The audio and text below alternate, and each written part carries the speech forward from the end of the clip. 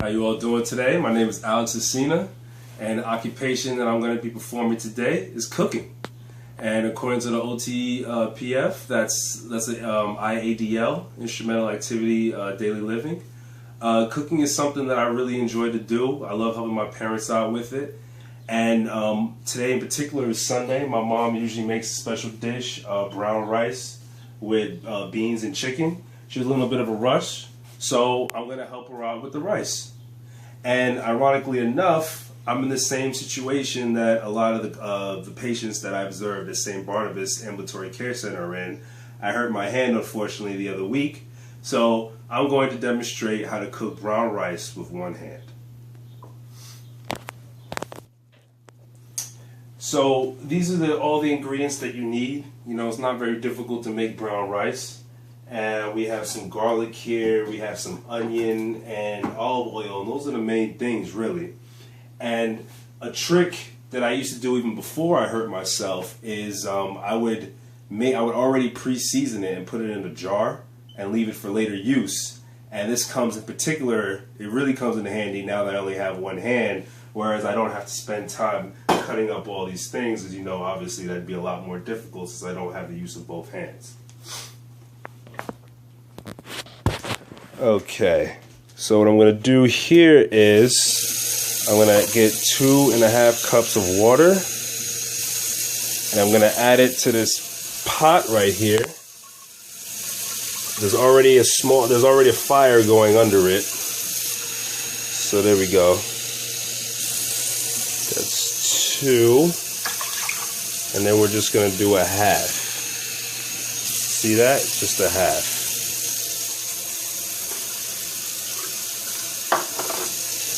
Turn that off, and now we're going to add some pre-measured salt.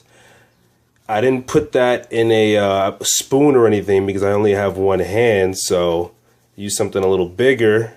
I've been doing this for a while so I can freehand a little bit, and this is where pre-making the onion and the garlic comes in handy because I don't have to chop any of that up. I can just dump some of that in there. And then I can just let that sit in there and boil up nicely before I add the rice. So we're going to stop and let that just boil for a little bit. Okay, that's boiling really nice. So now I'm just going to strain the rice that I have here, wash that a little bit, and then I'm going to add that to the boiling water.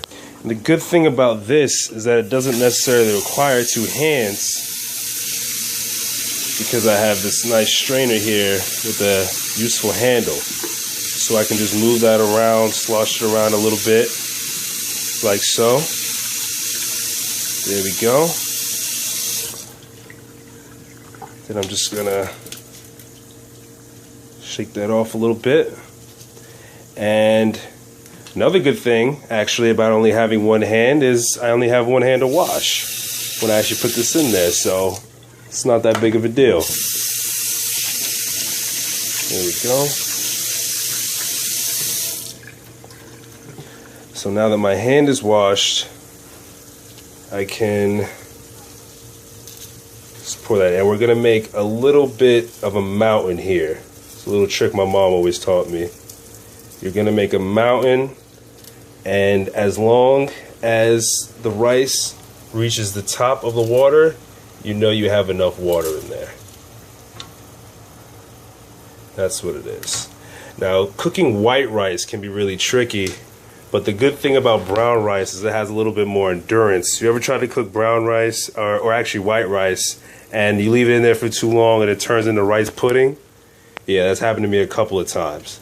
So with brown rice, the advantage is you know, it's a little bit more forgiving, you know? So we have a little mountain right there. And we're just going to let it sit there and simmer for a little bit. And almost forgot, we're going to crush that little mountain right there and stir that around a little bit and let that cook.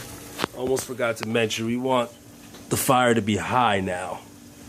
Rapid fire. But we don't want it too high, because the trick is we want it to simmer. So we're gonna put it like just about right here, just high enough. There we go.